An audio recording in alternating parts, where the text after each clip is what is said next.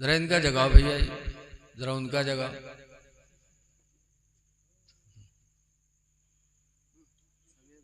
अल्लाह जाने मिलाद मावत है तो ऐसा आदमी की नींद सवार होती है। मेरा भैया जैसे लागत है जैसे चूहे दवा नहीं खाए लेते तो ऐसे ऐसे करते हैं दबा दबा। और कहूँ नाच में है जैसे तो टकटकी बांध के दिखी कि को चक्कर चूट न जाए। अरे मिलाद में आए हो तो थोड़ा मुतहर्रिक होके बैठो, जाग लो। जागना है जाग लो अफलाक के साए तले, जागना है जाग लो अफलाक के साए तले, हश्र तक सोना पड़ेगा खाक के साए तले। हश्र तक सोना पड़ेगा खाक के साए तले। तो मेहमान की इज्जत करो। जब मेहमान आए तो मुस्कुरा के सलाम करो। लेकिन आज देखा जाता है मेहमान आवत है तो मुस्किया करत है और घर वाला का काहे कि आया है तो खाना देना पड़ेगा। ये लोगों मेहमान आता है तो अपनी रोजी खा के जाता है। इसीलिए अरब वाले शाम हो जाती है और कोई मेहमान नहीं पहुंचता तो अरब वाले अपने दरवाजे पर खड़े होकर दुआ मांगते शाम को कि इलाही कोई मेहमान भेज दे, इसलिए कि मेहमान आएगा खाएगा अपनी रोजी और दुआ हमें दे के जाएगा। सुभान अल्लाह माशाअल्लाह। तो मेहमान की इज्जत करो। जब आए तो उसके साथ बैठो, अपना वक्त भी खर्च करो। उका सिरहाने बैठा अपना पैताने बैठो, ये नहीं कि उका सिरहाने पैताने बैठो अपना सिरहाने बैठो। मेहमान की बेइज्जती है इसमें। मेहमान की इज्जत करना ईमान की निशानी है। लेकिन मेहमानों के यहाँ चाहिए वो 3 दिन तक रुके जब तक उनकी इज्जत हो। कुछ मेहमान तो ऐसे हैं कि आवत है तो डेरे डाल देते हैं। 5-5, 10-10 दिन रुके अगर ज़्यादा खिदमत करे लागो। एक आदमी ऐसे रहा है, एक के रिश्तेदार बहुत मालदार रहा है, हुआ जाए तो सोफा लेटे पावे, बढ़िया हलवा पराठा पावे, नाश्तम तो हुए पड़ा रहा है 10-10 दिन तक। तो ये घरे आवे 2 दिन के बाद फिर झोला लेके पहुंच जाए। वो मियाँ बीवी बेचारे खिदमत करत करत आगे आजे से। एक दिन दोनों कहें हाय अल्लाह, जब देखो तो ये झोला लिए ठाड़ रहा था, इसका कैसे भगावा जाए। लेकिन कुछ नहीं, अब की जैसे आवे हम तो झगड़ा करे शुरू कर दी तो खुद ब खुद चला जाए। वो इत्तेफाक से झोला लेके पहुंचा। जैसे घर में आवा वैसे बीवी के गिलास उठावे, बर्तन खड़बड़ाए दी। ब मर्दवा कुछ डांटिस, बहुरतियों कुछ बोली, बदूनों में है तो मैं वाला हो तो मैं हो तो मारपीट चालू हो गई। औरतिया चिल्ला चिल्ला रोवे लाग। तब वो मेहमान का कुछ गैरत है, बेगैरत कहीं कुछ शर्म है कि का बताए ना हम आए होत नहीं मारपीट होत। तो शर्माए के झोला उठे निकल गया। जैसे निकला वैसे और रतिया जो चिल्ला चिल्ला रोवत रहा दौड़ी और झट से दरवाज़ा बंद की। और बंद करे के बाद अपने आदमी से कहा था अल्लाह का शुक्र है कि हम तुम प्रोग्राम में कामयाब हो गए, आज छुट्टी मिला इसे। तो मर्दवा कहा था देखो हम कत्ते होशियार हैं, तुमका मारा बहुत है लेकिन चोट नहीं लागे दिया। तो रतिया कहा था हम बहुत होशियार हैं, रोई चिल्लानी बहुत है लेकिन आंसू अक्को नहीं निकले। तो बाहर वो खड़ा रहा, कहते गए हमू नहीं हैं, दरवाज़ा खोलो। हाँ गए हमू नहीं हैं। बताओ ऐसे ऐसे मेहमान मिल जाएंगे तो आदमी इज्जत कहाँ तक करेगा। हाँ? मोमिन की पहचान है मेहमान की इज्जत करना। और दूसरी पहचान मेरे पैगम्बर ने फरमाया वाला जा रहा। और मोमिन वो है जो अपने पड़ोसी को तकलीफ न पहुँचाए। पड़ोसी चाहे हिंदू हो चाहे मुसलमान हो, लेकिन मोमिन की पहचान मेरे नबी ने बताया कि मोमिन वही है जो अपने पड़ोसी को तकलीफ न पहुंचाए। इसलिए पड़ोसियों के साथ अच्छा सलूक करो, पड़ोसी चाहे हिंदू हो चाहे मुसलमान हो। एक बुजुर्ग है हमारे अल्लाह के वली बायदीद बुस्तामी, बुस्ताम में रहते थे बायदीद। उनके बगल में एक हिंदू का मकान था। रात का वक्त था, हिंदू के मकान से बच्चे की रोने की आवाज़ गूंजी। बायदीद बुस्तामी ने सुना तो उठ के बैठे। रहा न गया कि मेरे पड़ोसी का बच्चा रो रहा है। बायदेद बस्तामी रात की तारीकी में उठे और वो अपने हिंदू पड़ोसी के दरवाजे पे गए। दरवाज़ा खड़बड़ाया। पड़ोसी ने कहा कौन? कहा बायजीद हूँ। दरवाज़ा खोला। बायजीद फरमाते तुम्हारे बच्चे को कौन तकलीफ है? क्या परेशानी तुम्हारे बच्चे को? काफ़ी देर से तुम्हारा बच्चा रो रहा है। तो हिंदू पड़ोसी ने कहा था बायजीद, गरीबी ने हमको इस तरह घेरा कि आज मेरे घर में चिराग जलाने के लिए तेल तक नहीं है। मेरा घर अंधेरा पड़ा है। मेरा बच्चा अंधेरे की वजह से उलझन में पड़ के रो रहा है। बायजीद बुस्तामी ने जब सुना तो अपने घर के अंदर गए और अपने घर का चिराग जला करके लाए। उस हिंदू पड़ोसी के घर में रखा। जब रोशनी हुई तो वो बच्चा जो रो रहा था खामोश हो गया। तब हिंदू पड़ोसी ने अपनी बीवी से कहा मेरी बीवी, मुसलमान कितने रहमदिल होते हैं, कितने रहमदिल मुसलमान कि मेरा बच्चा रो रहा था। मेरे बच्चे का रोना बायजीद को गवारा न हुआ। रात की तारीकी में उठकर मेरे दरवाजे पर आए और मेरा दरवाज़ा खटखटा के मेरी खैरियत ली, मेरे बच्चे की खैरियत पूछी, फिर चिराग जला के ला के मेरे घर को रोशन कर दिया। ऐ मेरी बीवी, जब बायजीद की रोशनी घर में पहुंच चुकी है तो अब देर न किया जाए, इस्लाम की रोशनी को दिल के अंदर दाखिल किया जाए। सुभान अल्लाह। फौरन उस हिंदू पड़ोसी ने बायजीद बुस्तामी का रहमो करम देख करके कलमा पढ़ना शुरू कर दिया, ला इलाहा इल्लल्लाह मुहम्मदुर रसूलुल्लाह। तो उसकी बीवी ने भी कलमा पढ़ा। घर के लोग कलमा पढ़ के मुसलमान हो गए।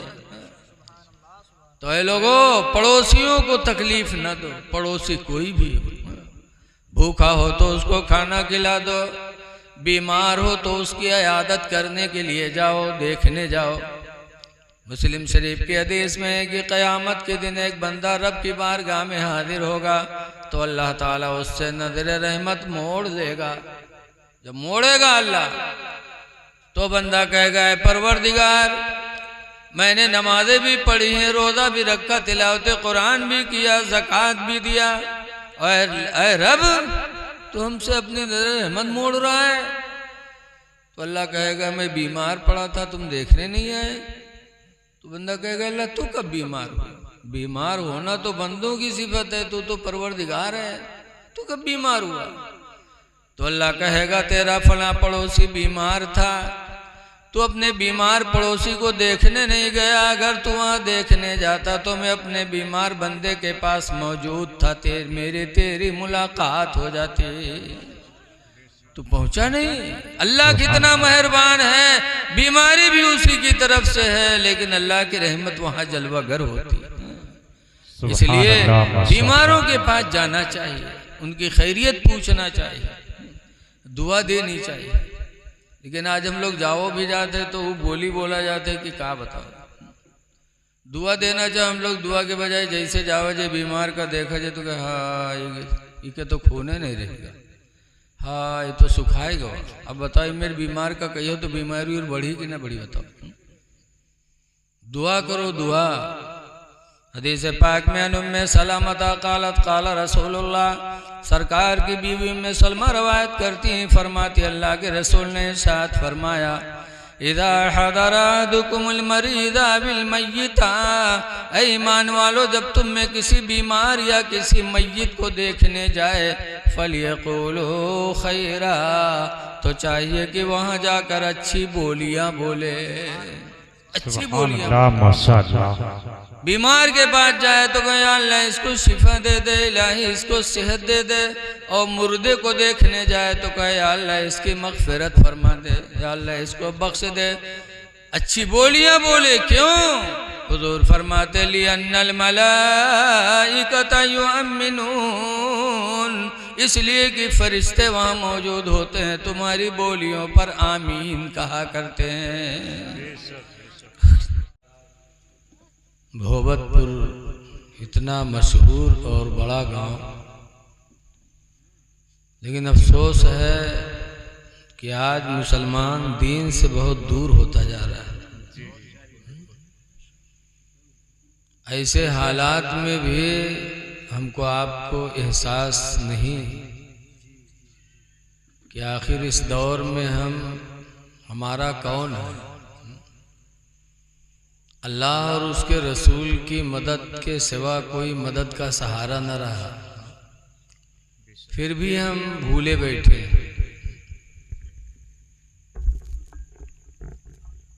बड़े अफसोस की बात है, मौलवी अशरफ साहब ने इतना अच्छा प्रोग्राम किया लेकिन कुर्सियां सब खाली रह गई।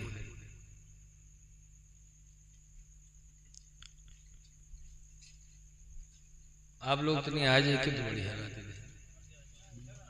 छोड़, थोड़े लोग आ जाओ, सामने आ जाओ तो थोड़ा अच्छा लगेगा।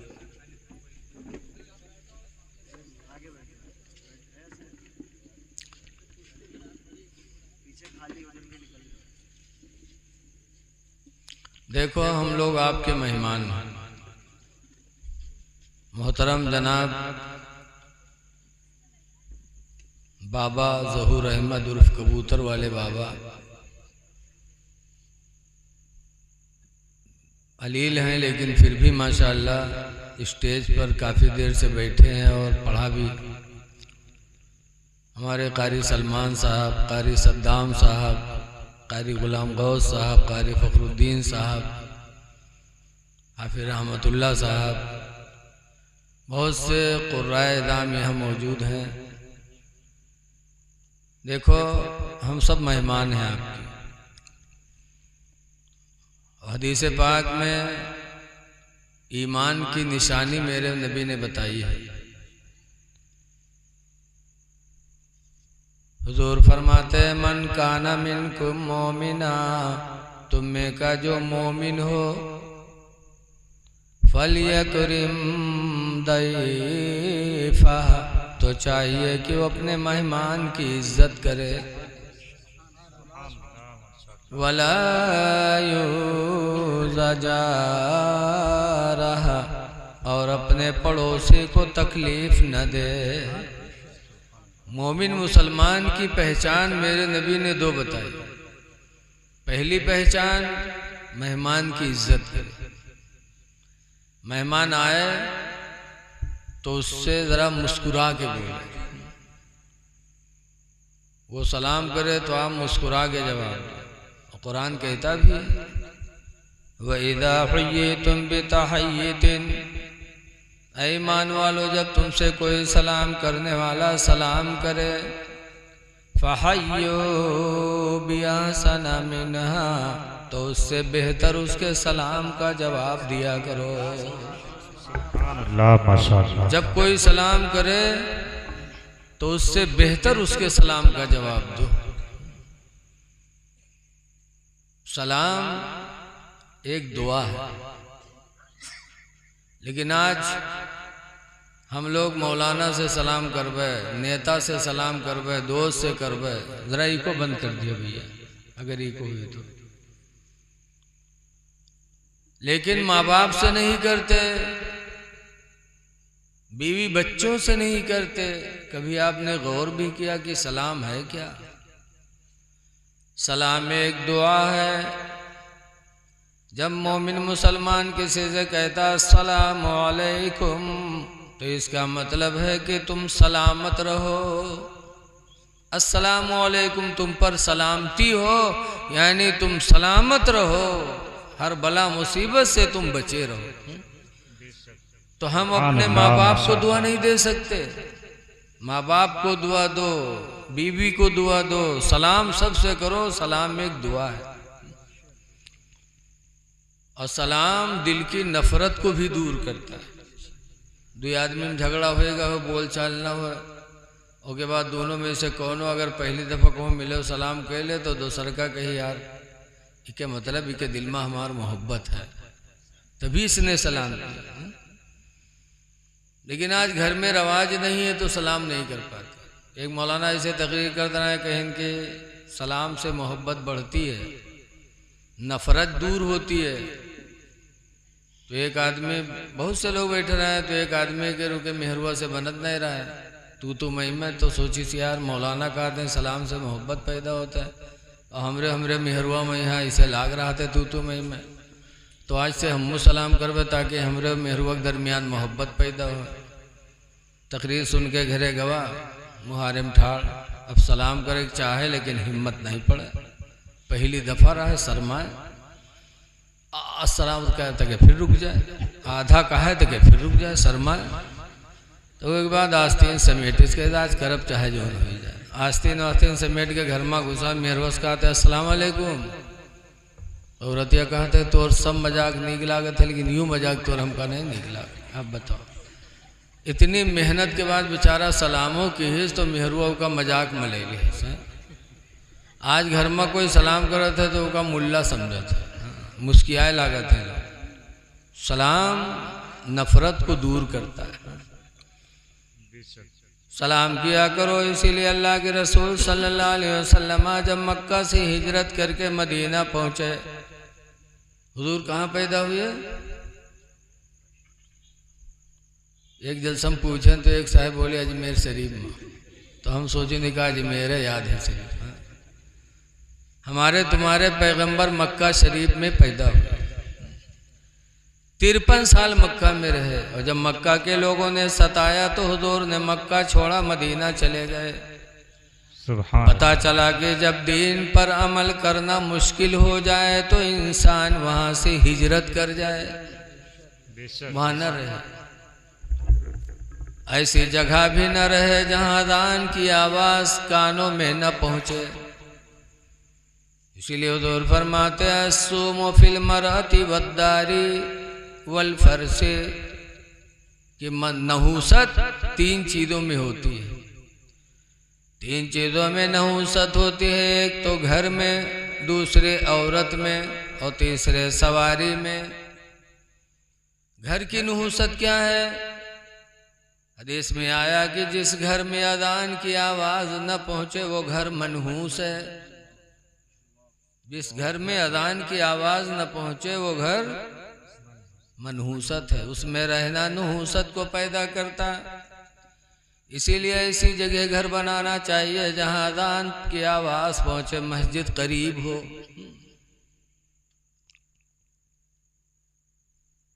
इसीलिए हज़रत अली शेर खुदा के ज़माने में एक आदमी ने अपना मकान बेचा, दूसरे ने ख़रीदा और वह मकान ऐसी जगह पर था जहाँ अज़ान की आवाज़ नहीं पहुँचा करती थी। जब मकान ख़रीदने के बाद हज़रत अली के पास बैनामा के लिए दोनों गए तो हज़रत अली ने अपने मुंशी से कहा कलम कागज़ उठाओ, लिखो बैनामा। जब उसने कलम कागज़ लिया तो हज़रत अली इमला बोलने लगे, कहा लिखो इस तरह मगरूर मिन मगरूरिन दारा कि एक घमंडी ने दूसरे घमंडी से घर खरीदा। वही फी सिक्कतिल गाफिलीन, दरहाले कि वह मकान गाफिलों की गली में है। हजरत अली कहते वो मकान गाफिलों की गली में है, लिखो। फिर फरमाते ला बका लहा वला लिसाहिबिहा, और ये भी लिखो कि न घर को बाकी रहना है न घर वाले को बाकी रहना है, ये भी लिखो। उसके बाद फरमाते भी लिखो अल हद्दुल अव्वलुल मौत, मकान खरीदने वाले की पहली हद मौत है। वल हद्दुस सानी अल कब्र, और दूसरी हद इसकी कब्र है। वल हद्दुस सालिस वल हश्र, और तीसरी हद इसकी मैदान महशर है। वल हद्दुर राबिउ गैर मालूम, और चौथी हद का पता नहीं। अविल जन्नत अविल नार, कि मकान वाला जन्नत में जाएगा कि जहन्नम में जाएगा, कुछ पता नहीं। जब हज़रत अली ने बैनामा का मजमून लिखवाया तो मकान खरीदने बेचने वाले दोनों रोने लगे। रो रो के कहते हैं अमीरुल मोमिनीन, आपने हम लोगों को घमंडी बताया। कहा घमंडी नहीं तो क्या हो? ये कहता मैंने अपना मकान बेचा, तुमने कहता मैंने खरीदा, मेरा हो गया। सुनो अल्लाह कुरान में फरमाता इन्नल अर्दा लिल्लाहि, बेशक ज़मीन अल्लाह की है। यूरिसुहा मन यशाउ मिन इबादिही, अल्लाह अपने बंदों में से जिसको चाहे इस जमीन का वारिस बना दे, सुभान अल्लाह। जब चाहे किसी को दे दे। अपना अपना कहते हो। पता चला कि मकान ऐसी जगह हो जहां अजान की आवाज पहुंचे, तो वो आवाज मकान खैर व बरकत वाला है। जिसमें अजान की आवाज न पहुंचे वो मनहूस है घर। और औरत के अंदर नहूसत बताई गई। फरमाते हैं जो औरत शौहर की ना फरमानी करे, शौहर की शुक्रगुजारी न करे, वो औरत मनहूस है। जैसे बहुत सी औरतें हैं जिंदगी भर उनके पुरिया, एक को दफा हम चूक जा तो कहें तू जिंदगी भर जा रहे हमका, तो कबू हमारे को बात माने। तो ऐसी औरत मनहूस है जो शौहर की ना शुक्री करे, शौहर की ना फरमानी करे। खुश नसीब है वो औरत कि जब उसका शौहर दुनिया से जाए तो उसका शौहर उससे राजी होके जाए। हुजूर फरमाते अय्युमा इमरातिन मातत, जो औरत मर गई, वज़ौजुहा अन्हा रादिन, दरहा लेके उसका शौहर उससे राजी रहा, फदखलतिल जन्ना, तो औरत जन्नत में दाखिल होगी। इस औरत का शौहर राजी होके दुनिया से जाए, वो औरत का मकाम जन्नत है। तो औरत में भी नहूसत है। लिहाजा हमारी माँ बहनों को इस नहूसत से बचनी चाहिए। और सवारी में नहूसत, अब तो मोटरसाइकिल हो गए, 4 पहिया हो गई। जिस ज़माने में मेरे नबी ने फरमाया था, उस ज़माने में सवारी के लिए घोड़े होते थे। तो जो घोड़ा जब सवारी बैठने लगे वो बिदके, तो सरकार फरमाते हैं वो सवारी मनहूस है।